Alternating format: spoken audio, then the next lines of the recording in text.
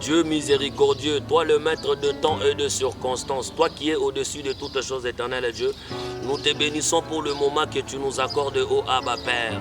Sois au-dessus de toutes choses. Je suis en train de bénir les bien-aimés, la bien-aimée qui va suivre cette émission, ô éternel Dieu. Je veux que tu commences avec nous comme Alpha et que tu finisses avec nous comme Oméga. Je veux que cette émission puisse apporter un changement dans la vie de tout un chacun. Nous avons prié par le nom puissant de Jésus-Christ. Amen. Bien-aimés dans le Seigneur, nous voici encore devant vous parce que nous avons une certaine révélation, parce que nous avons un thème que Dieu nous met à cœur, qu'il faudrait que nous puissions partager ensemble avec vous. Alors, sans pour autant passer beaucoup de minutes, nous avons un thème bien que nous avons choisi pour vous ce matin, parce que le Seigneur Jésus veut vous édifier. Et le thème, nous l'avons intitulé « Avoir la nature de Dieu ». Bien-aimés, écoutez, dans la vie, fais l'effort que tu puisses avoir la nature de Dieu. Ce n'est pas tout le monde qui a la nature de Dieu. Il y a une catégorie de personnes qui doivent avoir la nature de Dieu. Et avoir la nature de Dieu, c'est faire la volonté de Dieu. Avoir la nature de Dieu, c'est vivre à son image. Parce que la Bible dit, je suis dans Genèse. Dieu parle, il parle aux anges, il leur dit, faisons l'homme à notre image. Alors bien aimé, s'il dit faisons l'homme à notre image, c'est pour dire en d'autres termes, Dieu est en train de chercher, il est en train de vouloir que l'homme puisse avoir sa nature. Alors, nous allons lire la Bible, je suis dans Éphésiens, chapitre 1er, le 4e verset. La Bible dit, où je vais encore lire le 3e verset pour la bonne compréhension. La Bible dit, béni soit Dieu, le Père de notre Seigneur Jésus-Christ, qui nous a bénis de toutes sortes de bénédictions spirituelles dans les cieux célestes en Christ. En Dieu, et en lui, Dieu nous a élis avant la fondation du monde, pour que nous soyons saints et irrépréhensibles devant lui. Bien-aimés dans le Seigneur, pourquoi nous avons choisi le thème ici, avoir la nature de Dieu? C'est parce que il y a certaines recommandations que Dieu nous donne pour que Dieu vienne agir en nous, pour que Dieu vienne habiter en nous, pour que Dieu fasse de nous ce qu'il veut.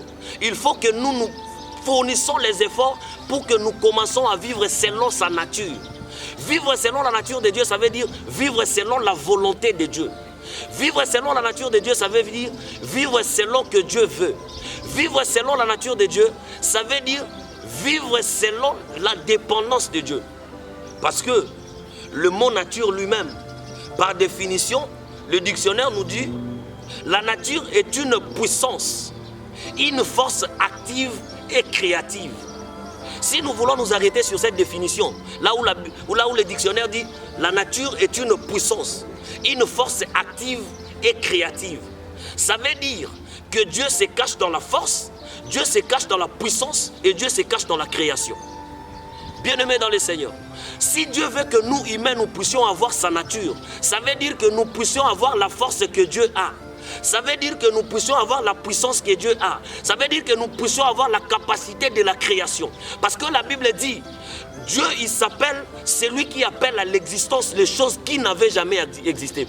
Dieu s'appelle les créatures. Voilà pourquoi nous nous disons, notre image en tant que créature de Dieu s'inscrit dans la nature même de Dieu. Amen, amen.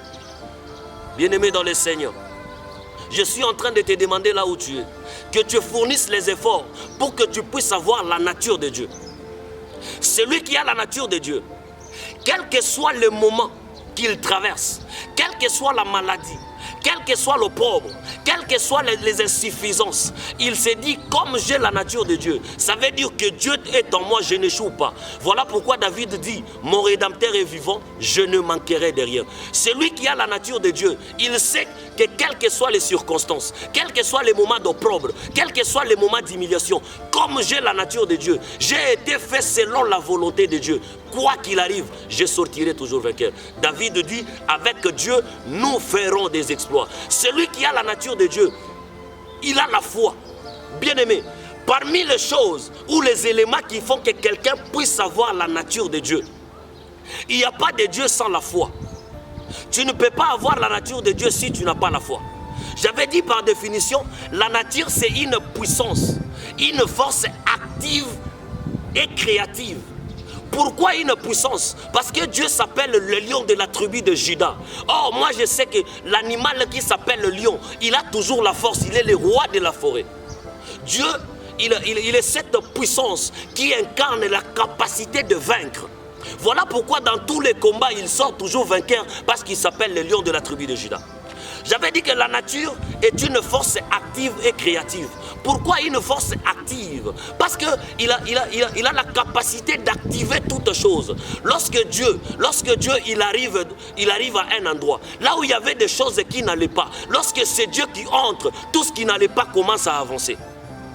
La force est créative, pourquoi? Parce qu'il est le maître de temps et de circonstances. Il est le créateur du ciel et de la terre. Ça veut dire que si toi aujourd'hui tu dois vivre selon la nature de Dieu, ça veut dire que Dieu te donne la force, la puissance. Et cette force, il te la donne dans deux dimensions. La force active et la force créative. La force créative, aujourd'hui tu étais seul, tu te maries, tu as des enfants, tu es en train de procréer. Amen, amen. Bien-aimé, j'avais dit que parmi les éléments qui font que quelqu'un puisse savoir la nature de Dieu, il y a la foi. Il n'y a pas de Dieu sans la foi. Parce que la Bible dit, avant que Dieu commence à créer des choses, avant que Dieu puisse créer une chose, avant de la créer, Dieu s'est imaginé d'abord dans la tête. C'est que Dieu lui-même d'abord, c'est la foi. Voilà pourquoi, si quelqu'un a la foi, quels que soient les moments qui lui sont difficiles, quelles que soient les choses qui lui sont dites, parce qu'il a la foi, il appelle des choses. J'avais dit, bien aimé, il n'y a pas de Dieu sans la foi. Qu'est-ce qu'on peut faire si on n'a pas la foi? Celui qui a la foi, quels que soient les moments, quelles que soient les circonstances, dire, sa foi lui dit que je réussirai toujours. Voilà pourquoi, un jour, cet homme de Job, malgré qu'il souffrait,